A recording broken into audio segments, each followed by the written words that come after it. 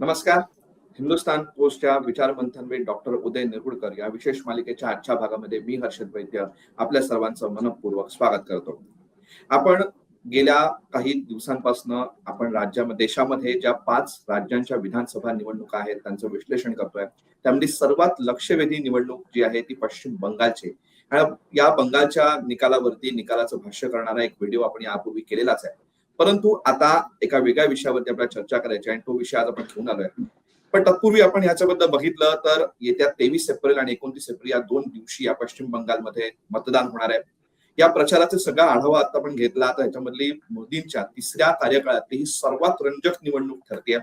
याच्यामध्ये आतापर्यंत जेव्हा आता आपण हे संपूर्ण शूट करतोय तोपर्यंत आता संध्याकाळपर्यंत प्रचाराची वेळ संपेल आणि 23 तारखेला मतदान काय होणार किंवा 29 तारखेला मतदान काय होणार याची उत्सुकता सगळीकडे झालेली असेल. यामध्ये आतापर्यंत आलेल्या मुद्द्यांमध्ये आर्ची कार जे प्रकरण झालं होतं, मेडिकल कॉलेज मधलं जे प्रकरण झालं होतं, बलात्काराचं आणि खुनाचं प्रकरण ते सगळ्यात जास्त गाजलं.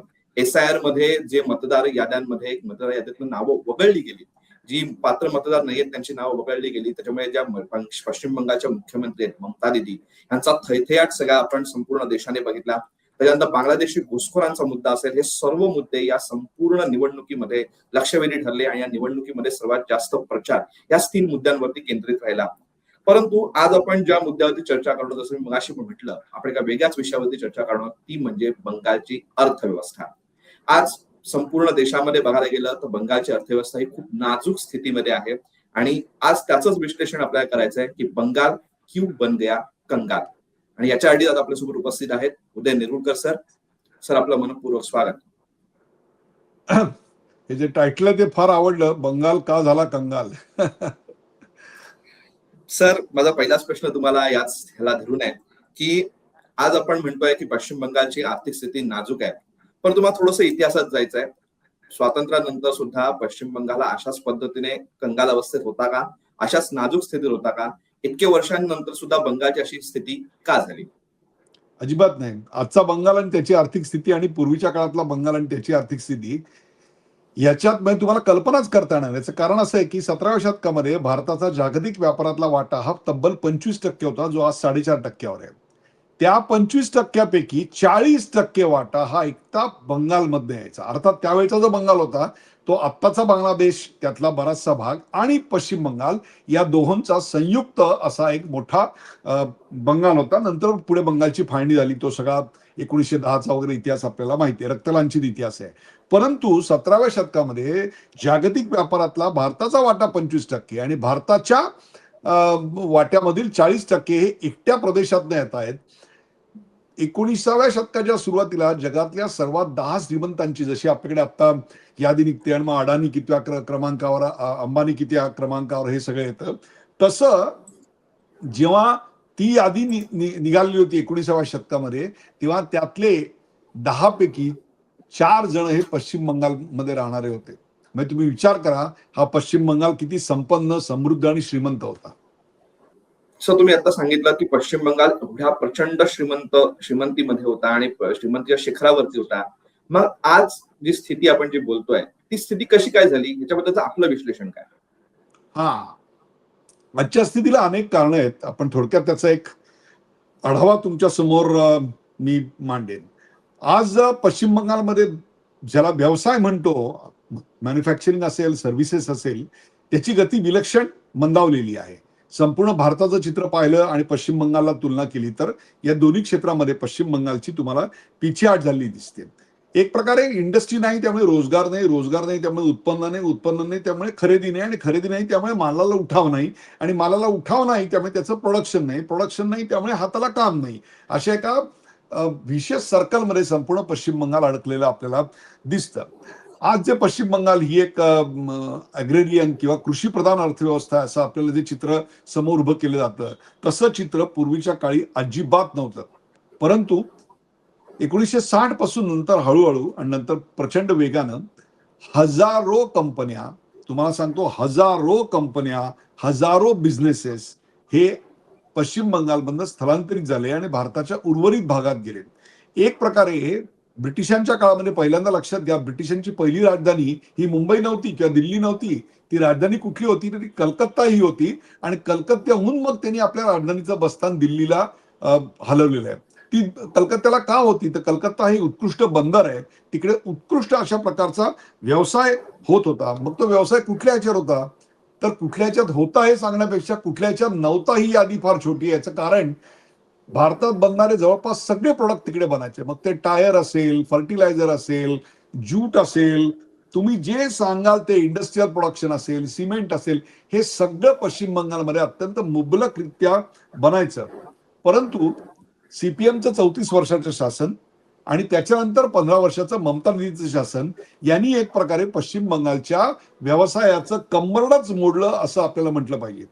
मला आता तुमच्याशी बोलताना एक बातमी आठवते, मला वाटतं 6 फेब्रुवारी 2026 नाही 6 मार्च 2026 या दिवशी इंडियन एक्सप्रेसमध्ये एक छोटीशी बातमी आली होती. तिचा मथळा होता की 1500 रुपये पगाराच्या नोकरी करता 84 लाख अर्ज पश्चिम बंगालमध्ये आले. 1500 रुपये करता 84 लाख अर्ज येतात. याच्यातच पश्चिम बंगालची आत्ताची आर्थिक परिस्थिती काय आहे हे तुमच्या लक्षात येईल. सर, तुम्ही सांगितलेली माहिती प्रचंड धक्कादायक आहे, पण तरी सुद्धा मला एक तुम्हाला प्रश्न असा विचारायचा आहे की जसं तुम्ही आधी सांगितलं की पश्चिम बंगाल हा भारताच्या विकासाचं इंजिन होतं, मग तीच परिस्थिती आजही आहे का? तुम्ही सांगितल्याप्रमाणे कोलकाता हे त्यावेळेचं इंग्रजांची पहिली राजधानी सुद्धा होती. आपल्या भारताच्या सुवर्ण चतुष्कोन जो प्रोजेक्ट आहे त्यातला एक कोन हा कोलकाता सुद्धा आहे. मग हे महत्व कोलकाता आजही ठेवून आहे का? कोलकाता आणि पश्चिम बंगालचं आजच्या आर्थिक स्थितीमध्ये, भारताच्या आर्थिक स्थितीमधलं महत्व काय? खूप चांगला प्रश्न तुम्ही विचारला. त्याचं कारण पश्चिम बंगाल मध्ये कलकत्ता हे एक नैसर्गिक बंदर आहे आणि ते बंदर संपूर्ण पूर्वांचलाचे जे आपल्याकडे 7 सिस्टर्स ज्याला आपण म्हणतो, आसाम आहे, मिझोराम आहे, नागालँड आहे, त्रिपुरा आहे, या सगळ्यासाठी म्हणून एक एक एंट्री पॉइंट ज्याला आपण म्हणतो, तसं नेपाळसाठी पण तो एंट्री पॉइंट आहे. लक्षात ठेवा, कलकत्ता आणि हल्दिया या 2 बंदरामधून संपूर्ण नॉर्थ ईस्ट, संपूर्ण ईशान्य भारताची एक प्रकारे वाहतूक म्हणा, ट्रेड म्हणा, हा आपल्याकडे होत होता. त्यामुळे पश्चिम बंगाल हे भारताच्या नॉर्थ ईस्ट मार्केटसाठीच नव्हे तर तो संपूर्ण पुढचा जो प्रदेश आहे, जो लँडलॉक आहे, त्या लँडलॉक प्रदेशासाठी पश्चिम बंगाल आणि कलकत्ता आणि तिथला व्यवसाय हे अत्यंत महत्वाचे होते. जसं आपण म्हणतो की एखादा व्हील जर चालायचं असेल तर त्याला त्याचा आरा अत्यंत महत्वाचा असतो किंवा शरीरामध्ये पाठीचा मणका अत्यंत महत्वाचा असतो, तर हा तिथल्या अर्थव्यवस्थेचा मणका होता असं म्हणलं तरी हरकत नाही. हे त्याचं महत्व आहे. सर, तुम्ही एवढं सांगितलं, पण तरी सुद्धा आज आपण चर्चा करत असताना तुम्ही मला अशी बातमी सांगितली की 1500 रुपयाच्या नोकरीसाठी लाखांमध्ये अर्ज आले होते. मग हे कसं काय घडलं? आम्हाला डिटेलमध्ये सांगा. संपन्न ते विपन्न अशी बंगालची स्थिती का झाली? चांगला प्रश्न विचारायचं कारण लोकांना कळत नाहीये. आपल्याला असं वाटतं की मुंबई हीच आर्थिक राजधानी आहे. ही आर्थिक राजधानी निश्चित आहे, ती आत्ता आहे, अलीकडच्या काळात आहे. अलीकडची 7-8 दशकं मुंबई ही आर्थिक राजधानी आहे. परंतु त्या काळामध्ये भारताची आर्थिक राजधानी कुठली असेल तर त्याचं उत्तर कलकत्ता हे होतं. परंतु 1950-60च्या नंतर भारताला स्वातंत्र्य मिळाल्यानंतर कलकत्त्याची आणि पर्यायाने पश्चिम बंगालची पिछेहाट सुरू झाली आणि त्याचा परिणाम म्हणून संपूर्ण नॉर्थ ईस्टची पिछेहाट सुरू झाली. आणि त्याला कारणीभूत काय असेल तर ती डाव्यांची 30 वर्षाची अनिर्बंध अशा स्वरूपाची सत्ता की जी अशी विचारसरणी घेऊन आलं की ज्याच्यामध्ये उद्योजकता, प्रायव्हेटायझेशन, लिबरलायझेशन, ग्लोबलायझेशन याला प्रचंड विरोध केला गेला. आता काही काळामध्ये थोडेसे आकडे चमकदार दाखवायचा ममता दीदी तुम्हाला प्रयत्न करताना दिसतात. म्हणजे उदाहरणार्थ $58 बिलियन त्यांचा जीडीपी एकेकाळी होता. म्हणजे किती काळी तर 2011 साली होता ममता आल्या तेव्हा. आणि तो आताचा जो आकडा आहे तो साधारणतः $200 बिलियन आसपास वगैरे काहीतरी त्या सांगतात. पण ही जी वाढ आहे ही वाढ चमकदार आहे असं म्हटलं तर मग या करस्पॉन्डिंग काळामध्ये, एवढ्याच काळामध्ये भारतातली इतर राज्य आणि भारत कुठून कुठे गेला मला सांगा. म्हणजे बाकीची लोक डबल डिजिट मध्ये वाढतात आणि तुम्ही सिंगल डिजिट मध्ये वाढतात. मग तुमची ती ग्रोथ आपल्याला म्हणता येणार नाही, तर तुमचा तो ऱ्हास आहे असंच आपल्याला ठामपणे म्हणता आलं पाहिजे. याचं कारण जीडीपी मधलं, भारताच्या जीडीपी मधलं कलकत्त्याचं आणि पश्चिम बंगालचं जे कॉन्ट्रीब्युशन होतं ते सातत्यानं घसरत चाललेलं आहे. फार्मर इन्कम अलीकडे वाढले असे दाखवलं जातं. ते फार्मर इन्कम वाढलेलं आहे हे सत्य आहे पश्चिम बंगालमध्ये. परंतु संपूर्ण भारताचा जर तुम्ही विचार केलात प्रगत ऍग्रेरियन इकॉनॉमीचा जर भारतामधला विचार केला तर त्या राज्यांबरोबर स्पर्धा सुद्धा करू शकत नाही अशी परिस्थिती आहे.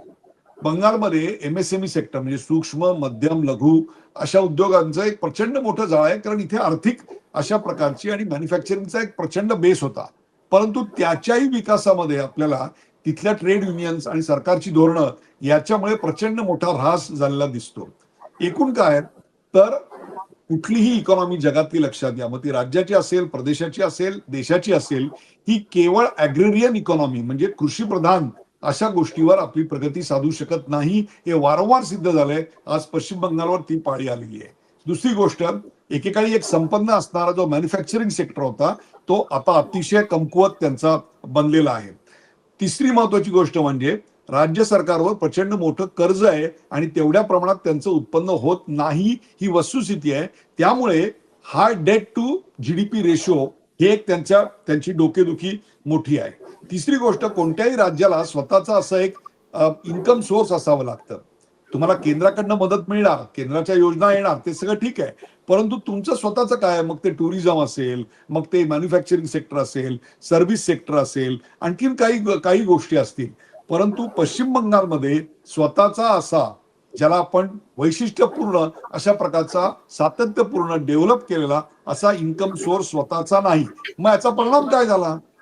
एक तर सरकारवर प्रचंड मोठं कर्ज, दुसरी गोष्ट उत्पन्नाची साधनं नाहीत, मॅन्युफॅक्चरिंग वीक आहे, ऍग्रेरियन इकॉनॉमी पावसावर अवलंबून आहे, त्यामुळे अर्थव्यवस्था डामाडोल आहे. याचा परिणाम काय होतो तर दरडोई उत्पन्न हे अत्यंत कमी होत जातं. आणि आज एक लाजिरवाणी गोष्ट आहे, पश्चिम बंगालचं दरडोई उत्पन्न हे हरियाणापेक्षा सुद्धा कमी आहे. मला सांगा, एकेकाळी जे भारतात नंबर 1 अशा स्वरूपाची तुमची अर्थव्यवस्था होती, 10.5% आपल्या जीडीपीच्या 10.5% आपल्या जीडीपीच्या एकटा बंगाल देत होता. आज तो आकडा 5.5% खाली आला.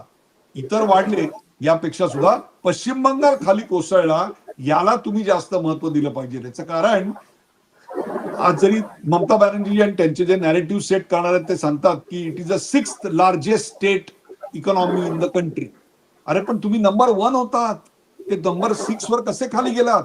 1961 साली, फार पूर्वी जात नाही मी, 1961 साली दरडोई उत्पन्न हा जर निकष लावला तर भारताच्या नॅशनल ऍव्हरेज पेक्षा, नॅशनल ऍव्हरेज जर 100 रुपयाचा असेल तर हे 127 रुपयापर्यंत होते. इतकी यांची मोठी प्रगती होती. परंतु आज 70%वर, म्हणजे नॅशनल ऍव्हरेज 100 रुपये असतील तर हे 70 रुपयावर आहेत. आणि हे कधी, तर तुमच्याकडे खनिज उत्पादन प्रचंड, तुमच्याकडे मॅन्युफॅक्चरिंगचा प्रचंड मोठा बेस, तुमच्याकडे लेबर अत्यंत स्वस्त उपलब्ध, हे सगळं असताना तुमची एवढी बर्बादी नेमकी का झाली, कशी झाली, हा मुद्दा आहे. पंतप्रधानांच्या कार्यालयामध्ये एक इकॉनॉमिक ऍडवायझरी काउन्सिल आहे. त्या इकॉनॉमिक ऍडवायझरी काउन्सिलनी भारताच्या अर्थव्यवस्थेला चालना देणारी 3 राज्य सांगितली. त्यातलं एक तमिळनाडू, महाराष्ट्र, म्हणजे पहिलं महाराष्ट्र आहे, दुसरं तमिळनाडू आणि तिसरं पश्चिम बंगाल एकेकाळी होतं. गेल्या 30-40 वर्षामध्ये महाराष्ट्र कुठे पुढे निघून गेलं. मग त्याच्यात हळूहळू गुजरात आलं, कर्नाटक आलं, तमिळनाडू जोरात प्रगती करते. परंतु पश्चिम बंगालचा जर आपण विचार केला तर पश्चिम बंगाल आपल्याकडे पूर्णपणे बर्बाद झालेलं दिसतं. या स्पर्धेतेने आणि त्याचा परिणाम भारताच्या अर्थव्यवस्थेवर होतोय, अशी आताची परिस्थिती आहे. एकेकाळी टेक्स्टाईल, ज्यूट, उत्तम मॅन्युफॅक्चरिंग बेस, उत्तम एज्युकेशन सिस्टीम, अतिशय चांगल्या शिक्षण संस्था, हे सगळे ट्रेड रूट्स सगळे एस्टॅब्लिश झालेले, हे सगळं असताना तुम्ही लक्षात घ्या, ही बर्बादी व्हायची सुरुवात कुठे झाली तर ती फाळणीच्या वेळेला झाली. फाळणीला काय घडलं, ईस्ट बेंगॉल जो पूर्व पाकिस्तान जो आपण म्हणतो, तिथे ज्यूट बनवण्याच्या ज्या जमिनी होत्या, ज्यूटचे सगळे उत्पादन होती, ती उत्पादन तिकडे गेली आणि त्याचे कारखाने आमच्याकडे राहिले. त्याचा परिणाम असा झाला की त्या कारखाने जे अत्यंत चांगल्या क्वालिटीचं ज्यूट कापड हे एक्सपोर्ट करायचे आणि ते एक्सपोर्ट सगळी बंद पडली. त्यामुळे बेकारीची कुऱ्हाड ही लाखो बंगाल्यांवर कोसळली आणि त्यातून खूप मोठ्या प्रमाणात बंगालमधून बाहेर मायग्रेशन सुरू झालं. फाळणीच्या वेळेला आणखीन एक गोष्ट घडली की जी पंजाबपेक्षा वेगळी घडली, आणि ती म्हणजे पंजाबमध्ये जर 10 हिंदू पाकिस्तानातून आपल्याकडे परत आले तर 10 मुसलमान इकडून तिकडे गेले. So it was 50-50. परंतु पश्चिम बंगालमध्ये मात्र असं झालं नाही. इथे जवळपास 40 लाख हिंदू रेफ्युजी आले, परंतु 40 लाख मुसलमान तिकडे गेले असं आपल्याला दिसणार नाही. त्यामुळे ते मुसलमान इथेच राहिले आणि त्यात पुन्हा नंतर आलेल्या घुसखोर मुसलमानांची अशी बेकारांची मोठी फौज पैदा झाली. त्यामुळे एकीकडे झूट बनवणारे जे जमिनी होत्या त्या सगळ्या तिकडे गेल्या, त्यामुळे कारखानदारी गेली. कारखानदारी त्याच्यावर अवलंबित असणारे लघु उद्योग बर्बाद झाले आणि ते लघु उद्योग बर्बाद झाल्यामुळे संपूर्ण अर्थव्यवहार ठप्प झाला. आणखीन एका गोष्टीनं कंबरनं मोडलं, ती पॉलिसी काय आहे तुम्हाला मी सांगतो. लक्षात घ्या, पश्चिम बंगाल हा खनिजाने अत्यंत श्रीमंत समृद्ध असा प्रदेश आहे आणि तिकडे आता याचे डिटेल टेक्निकल डिटेल मध्ये जात नाही मी, परंतु नेहरूंच्या काळामध्ये फ्रेट इक्वलायझेशन पॉलिसी आली आणि त्या फ्रेट इक्वलायझेशन पॉलिसीमुळे सर्वत्र कोळशाचा भाव, सर्वत्र खनिजाचा भाव समान असेल या एका धोरणातून पश्चिम बंगालच्या अर्थव्यवस्थेचं कंबरडच मोडलं तुम्हाला मी सांगतो.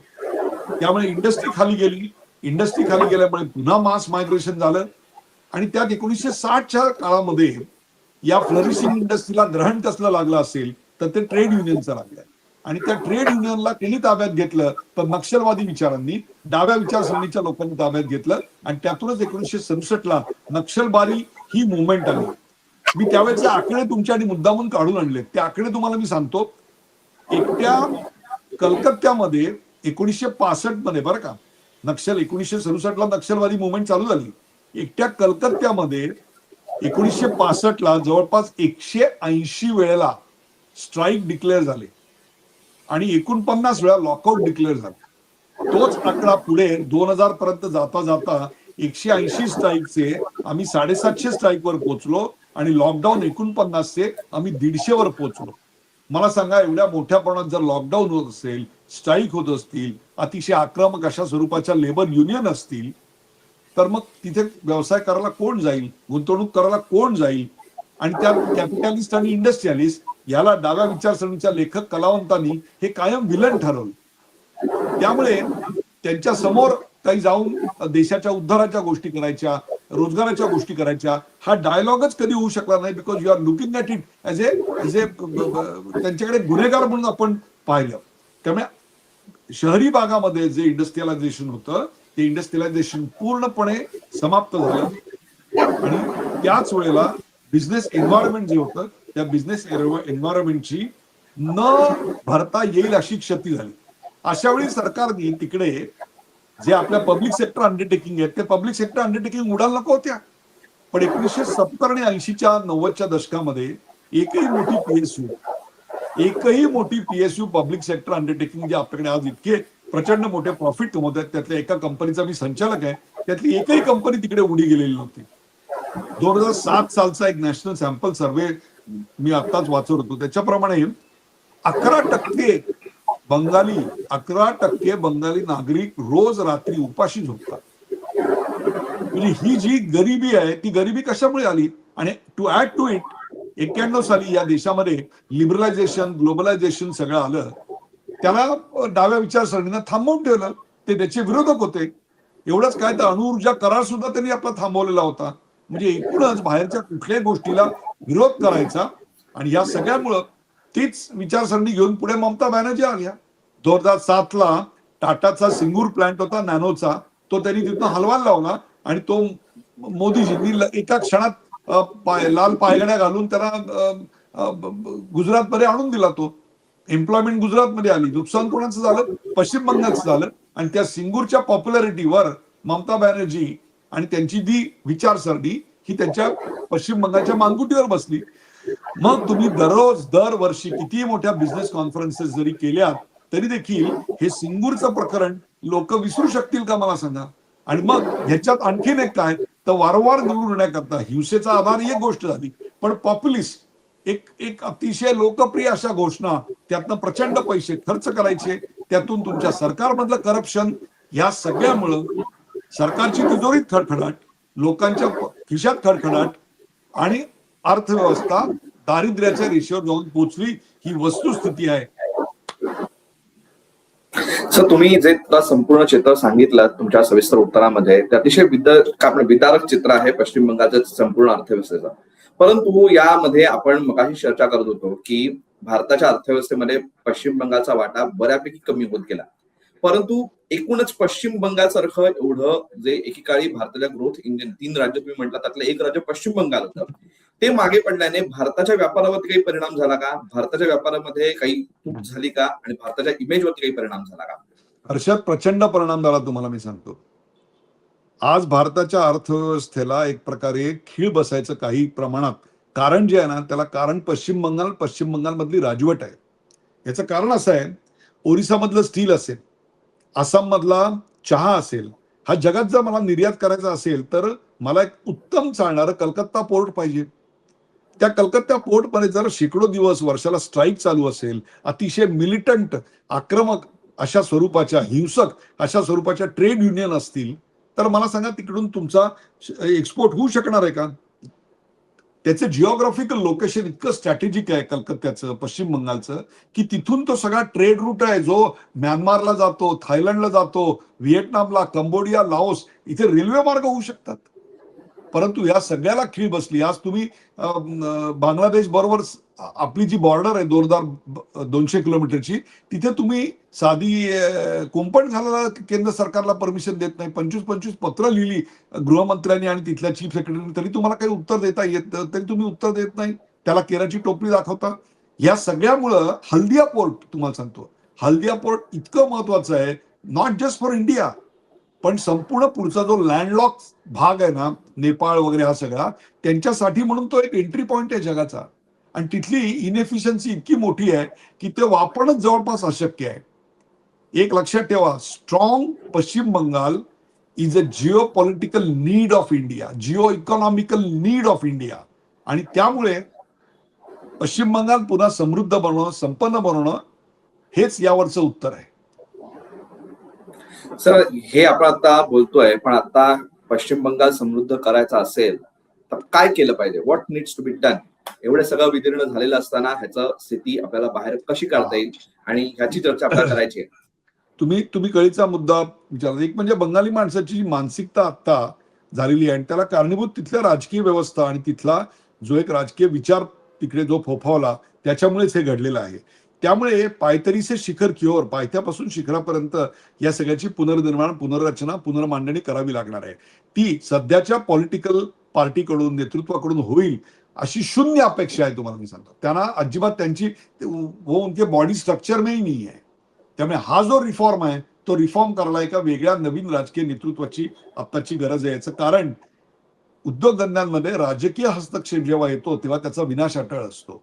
राजकीय व्यवस्थाही त्याच्यात बरोबर होते आणि उद्योग व्यवस्थाही बरोबर होते आणि त्याच्यामुळे समाजही बरोबर होतो. परंतु इथे पॉलिटिकल इंटरफिअरन्स एवढं मोठं कल्चर आहे की ते एका रात्रीत सुधारता येईल की नाही, मला शंका आहे. तिसरी गोष्ट म्हणजे सातत्यानं कुठल्याही चांगल्या सरकारी केंद्राच्या योजना शेवटच्या माणसापर्यंत तिकडे पोहोचतच नाहीत. आयुष्यमान भारत तिकडे पोहोचूच शकत नाही. याचं कारण राज्य आणि केंद्र हे एकमेकांशी कायम युद्धाच्या आवेशात उभे आहेत. त्यामुळे त्यांच्यात जो संवाद पाहिजे, दोघांनी मिळून एखादा प्रोजेक्ट करायला पाहिजे. डबल इंजिनचं जे सरकार पाहिजे, नमामी गंगे आहे. आज पश्चिम बंगालमध्ये एवढ्या मोठ्या प्रमाणात गंगा आहे, बाकी सगळीकडे स्वच्छ होते, तिकडे स्वच्छ होत नाही कारण नमामी गंगेला विरोध आहे. मनरेगा, ज्याचं नाव आता बदललेलं आहे, पण मनरेगा तिकडे लागू होत नाही. स्मार्ट सिटी प्रोजेक्ट संपूर्ण भारतामध्ये अनेक ठिकाणी आली, शहरं सुंदर झाली, त्याची कनेक्टिव्हिटी वाढली, तिकडे होऊ शकत नाही. NH12 त्याचा प्रसार तिकडे होऊ शकत नाही. तेजपूर पोर्ट त्याचं कामकाज ठप्प, कारण केंद्र आणि राज्य यांच्यामध्ये कोणत्याही प्रकारचा समन्वय आणि सहकाराची कुठलीही भावना नाही.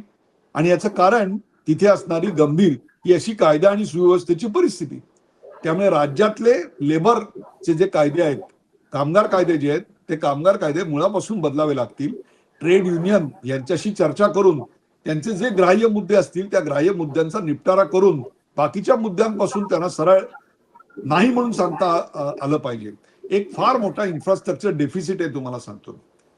आज पश्चिम बंगालमधली कनेक्टिव्हिटी भारतामधली मागास म्हटली जाईल अशा स्वरूपाची आहे.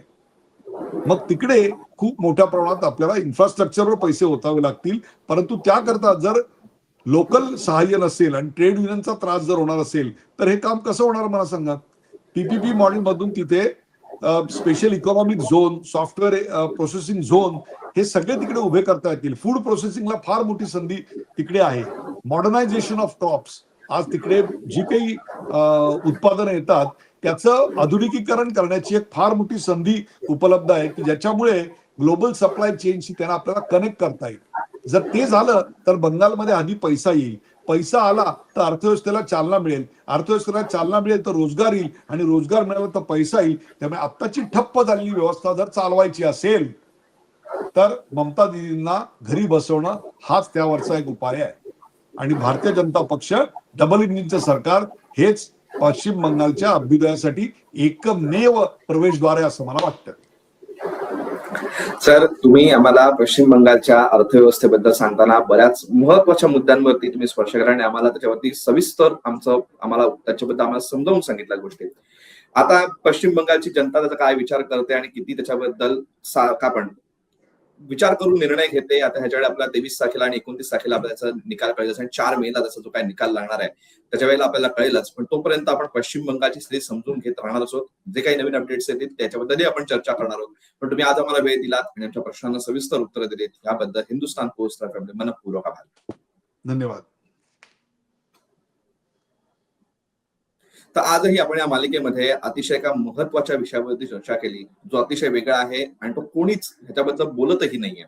परंतु ह्या मुद्द्यावरती चर्चा होणं गरजेचं होतं आणि या मुद्द्याची चर्चा आज आपल्या वाचकांना, आपल्या प्रेक्षकांना याची ओळख करून देणं गरजेचं होतं. कारण आपल्या देशातलं एक महत्वाचं राज्य जे एकेकाळी आपल्या देशाच्या प्रगतीचं इंजिन होतं ते आज किती लयाला गेलंय याची जाणीव आपल्याला झाली पाहिजे. आणि त्यासाठी तिथला सत्ता बदल किंवा सगळ्या गोष्टींची बदल, मानसिकतेत बदल होणं हे किती गरजेचं आहे हेही आपल्याला या व्हिडिओ मधनं कळलं. हा व्हिडिओ तुम्हाला कसा वाटला, ही चर्चा तुम्हाला कशी वाटली कमेंट बॉक्समध्ये नक्की सांगा. आणि असेच माहितीपूर्ण व्हिडिओज बघण्यासाठी हिंदुस्थान पोस्ट युट्यूब चॅनलला सबस्क्राईब करा आणि फेसबुक पेजला लाईक फॉलो करायला विसरू नका. धन्यवाद.